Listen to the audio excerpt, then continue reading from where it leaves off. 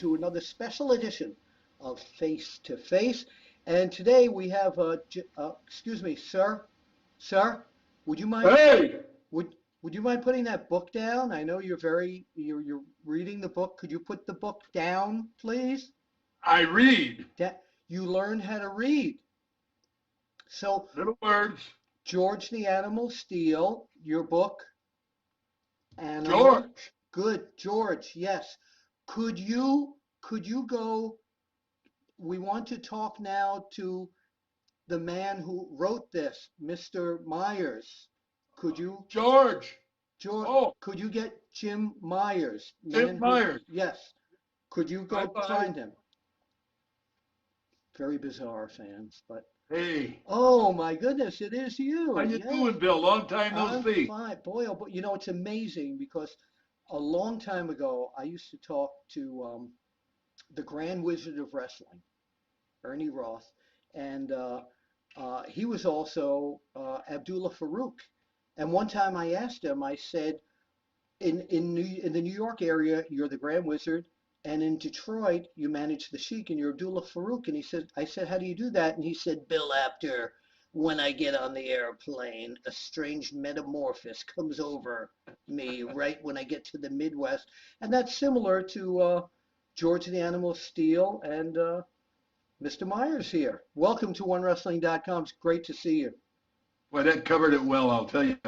There's one thing that I have a little different than my good friend Ernie Roth Yes, was there was two people that's right. using the same body. That's right. That's right. You're absolutely correct. But we're so thrilled to have you here. And you and I have known each other since 1968, 69, somewhere around there. 68. Yeah, 1968. And what I wanted to start off, of course, we're here to talk about the book, The Animal, George the Animal Steele with Jim Evans, and the forward being by your old buddy Cowboy Bill Watts. But what I wanted to talk about to start with is the difference of what George Steele was back then to what uh, the bad guys in wrestling are today.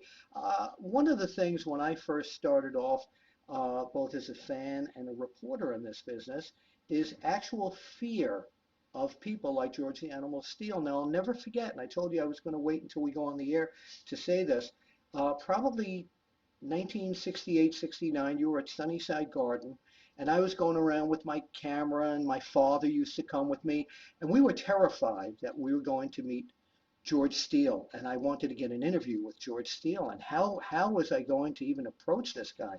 So you were walking around the dressing room, all the hair on the chest, and walking around, and nice, and I walked over you, I got up, all these guts, and my father's like this, and I said, excuse me, Mr. Steele, can I do an interview with you before you match with Bruno? And you looked at me real mad and you said, as soon as I check with Monsoon, I'll be right back. And oh my God, I was terrified. I was terrified. But when you let the guard down, you were always a nice guy. Everybody always said that about you. What? Let's start at the beginning now. You were originally you started out to teaching. I was a teacher and a coach in Madison Heights, Michigan. Yes. I'm making $4,300 a year. Which would be what today? 1961 that was, and today that would be maybe 19, 20,000. Okay. All right. Maybe a little more. Yeah. Who knows the way they stretched the dollar? That's true. That's true.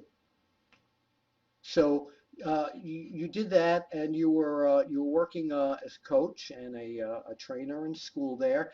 And how did you make were you a wrestling fan back then as well? Well, wrestling was a part of this. I didn't watch wrestling. You No, I didn't was watch it not at a all. fan. Okay. Don't take that as I didn't like wrestling. I didn't know anything about it. Right. Right. I needed money. I was making $4,300 a year with two children, a third one on the way.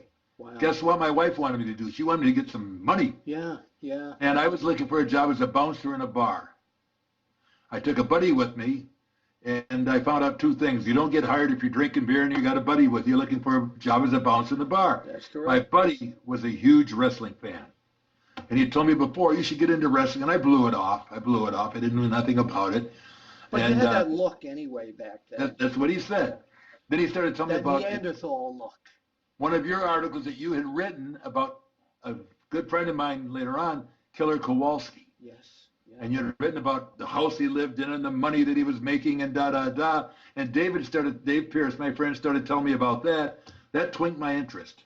So about 2:30 in the morning, I called the local promoter, Bert Ruby. Yeah. I want to be a wrestler. And I figured he'd hang up because I knew I woke him up. And he said, I'll see you tomorrow at my house at 5 o'clock. Hey, I told him as you know, we're doing this almost in the middle of the night. People in the wrestling business get calls all the time. we're night owls. What can I say? Right, right. And so I went to see him, and he started talking to me about the wrestling business. First thing he did when I knocked on the door, he took one look at me. Now, I know what I look like. And he said, beautiful. I went, whoa, what's this all about? I read that. That's one of the things why you people have to get this book, because these stories about the beginning of the career are in there. What I want to do, I read the book through and through, is who actually came up with the whole concept of what you looked like, the animal, really. I mean, I know you went through the student with a mask on in Detroit, but how did the animal actually happen? Well, when I finally got an opportunity to get outside of the Detroit area, I went to Pittsburgh, and they were not looking for a mask man. So they said, we want to use you. I did not want to use my real name. So they said, this is a Steele city. So they said, Jim Steele. I said, no. I said, well, no. Somebody else said, George. I said, that's it. So that half of my body is only 42 years old. Yeah. Okay, from there, I start wrestling in Pittsburgh. The following year, I was 67. I met you in 68. 68, I was invited to the Northeast in the WWWF. Vince What an McMahon opportunity. Senior and Willie Gilzenberg. But I didn't realize what a big deal it was, because this was all new to me. Yeah. And I was making $50, $60 as a student, and when I went to Pittsburgh, I got a lot more money coming in. When I went to New York, hello, here I am, and it really started popping for me. And the first 2 or 3 years, they called me George the Bruiser Steele. The Bruiser. I didn't like that. No. I didn't like that. There was a Dick the Bruiser in Detroit already. Exactly. Yeah. Who wants to be a lookalike? Yeah. So as the people saw the hair, and I was, rah, rah, rah, they started calling me an animal, the fans. So I'd get on the mic with that character of mine. Hey, I'm not an animal. I'm a people. I'm a people. And the more I said that, the more they said animals. So, nowadays in wrestling, they have a creation team back there that develops all the talent, the names, and so on and so forth. My creation team was the greatest in all of wrestling, the fans. Yeah. They call me the animal, and finally, the WWF picked up on it and became George the Animal Steele.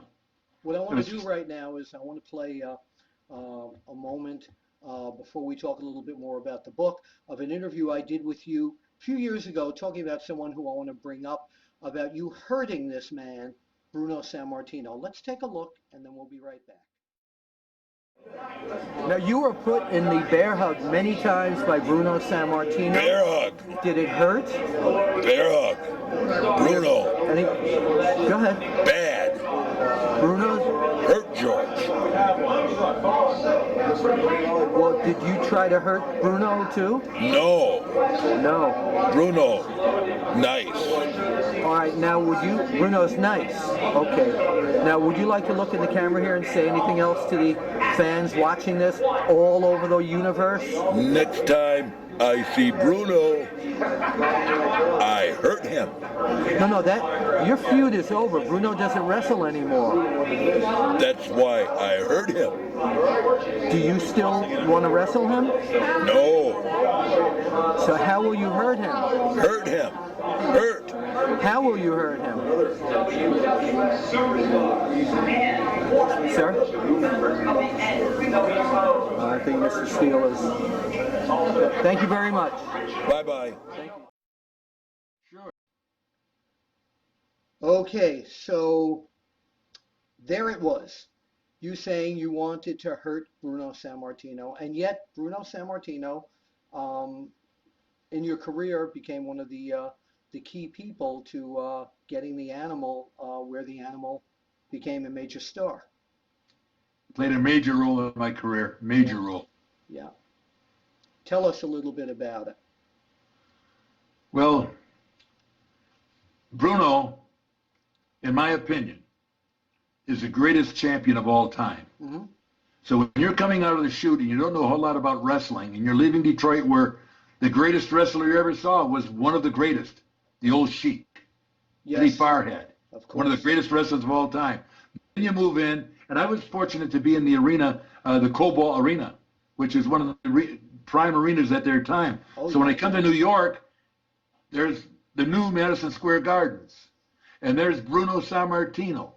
Now, the thing that was so powerful is I would have to go to the ring first. The first time I went to the ring wrestling Bruno Sammartino, Bruno had a way of he liked to let the people come down a little bit so that when they announced him, the roof would come off.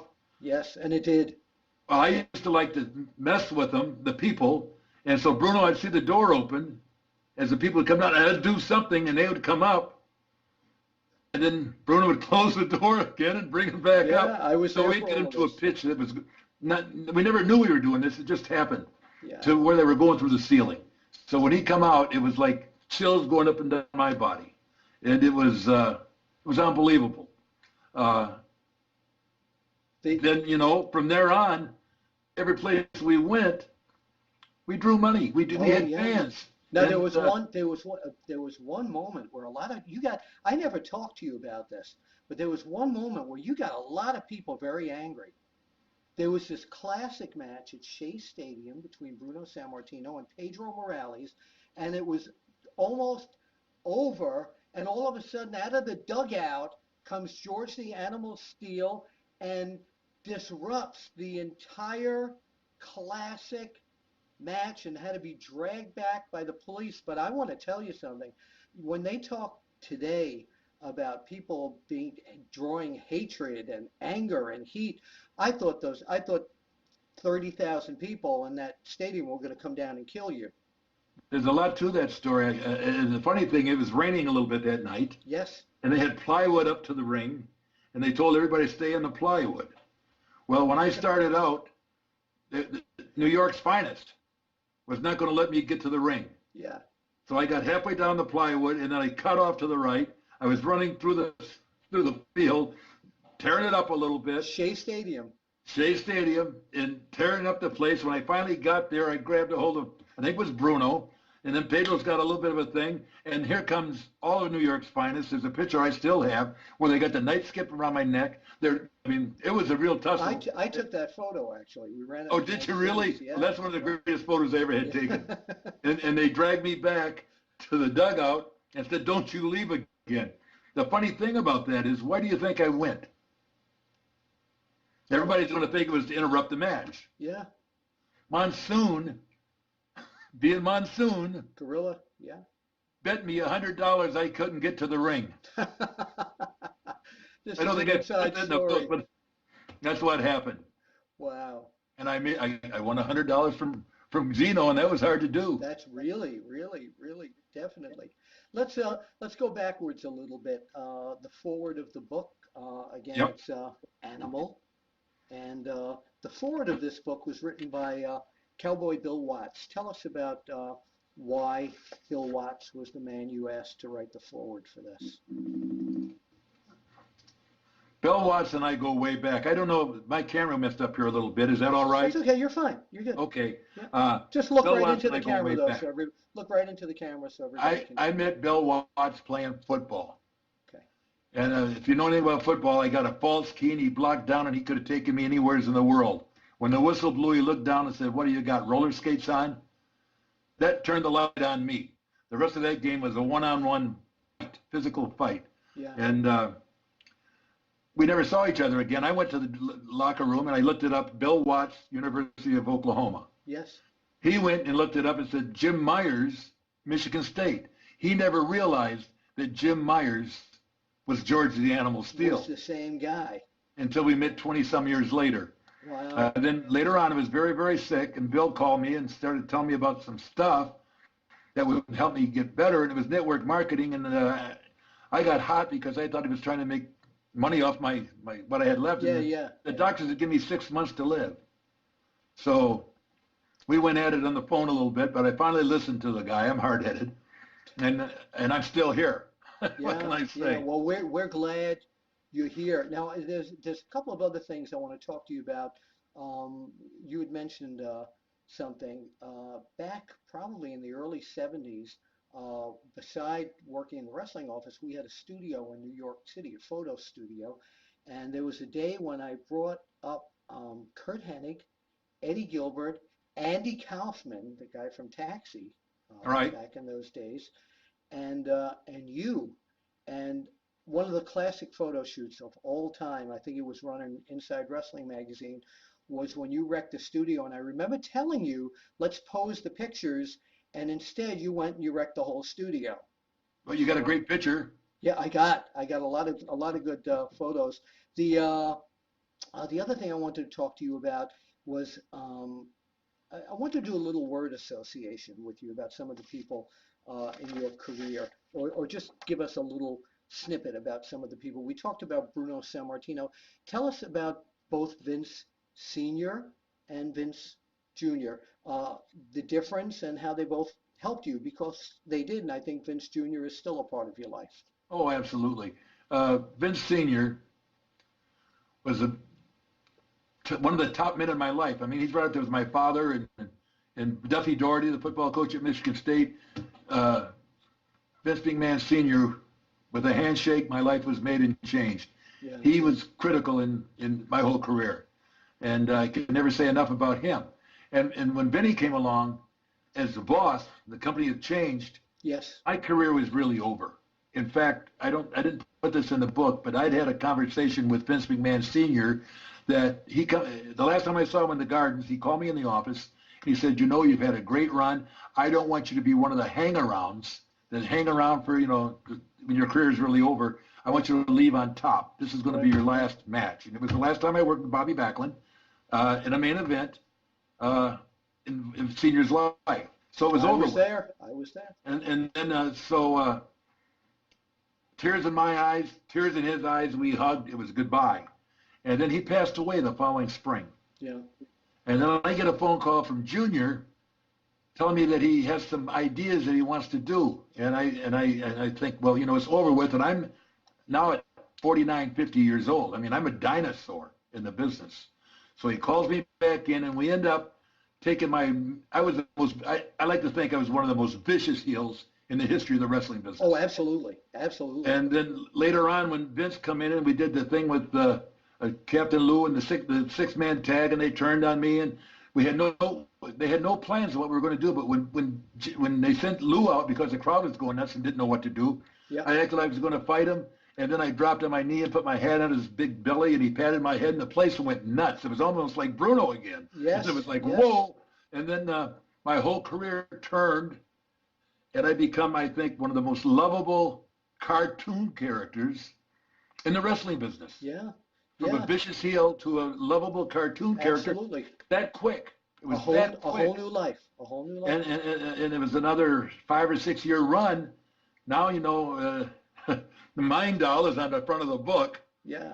Yeah. He would take the bumps for me because I didn't have to. Now I was a cartoon character. Yes. Yes. So one other person I want to discuss before we go, and that was the program that you did with Elizabeth and Randy Savage, probably one of the greatest programs that we all remember. I mean, that was incredible. Tell us about what that period of time was like for you.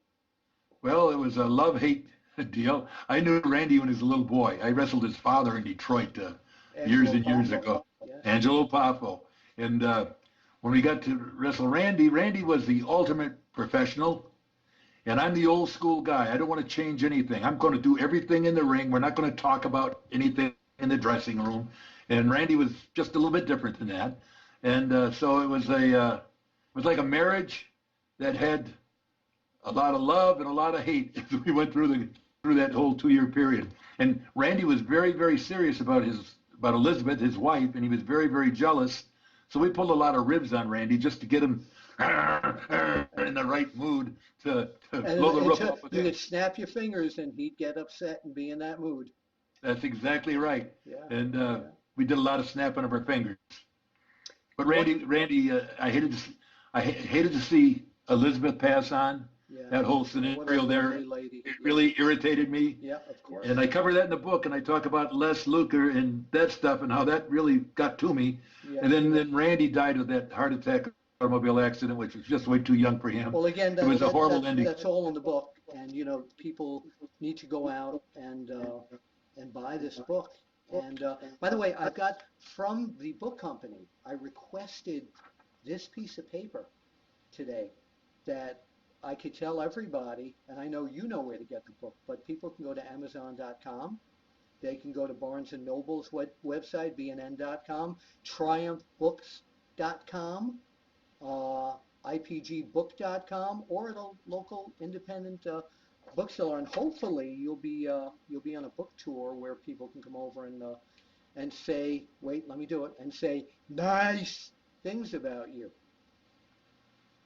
We'll see how that goes. Did I do that well? Now, one thing I wanted to tell you. I didn't know that all those, they could buy the book in all those different places. You're telling me something I didn't know. Well, this is where you can all get the book. And one thing I want to tell you, because this is something, I want to back up to two very personal things between you and I.